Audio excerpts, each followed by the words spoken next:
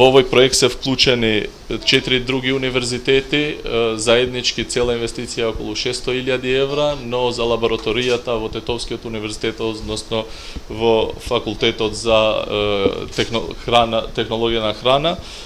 поддршката е во вредност од околу 200.000 евра, со што овозможивме доопремување на постоечката лабораторија со зголемување на лабораториските капацитети за контрола на прехранбени производи. Со ова лабораторија, значи со овие средства добиени од Министерството за земјоделство, ние сега сме не само што можеме многу пократко да ги извршиме анализите на било тоа на квалитетот на млекото и други квалитативни анализи, туку можеме и на најсовремени методи и истите да ги извршиме, што ќе придонесува на сигурноста на храната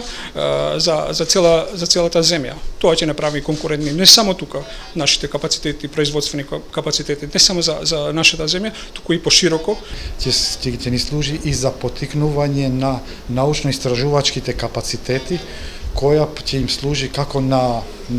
академскиот кадар, така и на студентите, магистранти, докторанти понатаму и студентите што се дел од овој факултет, но и пошироко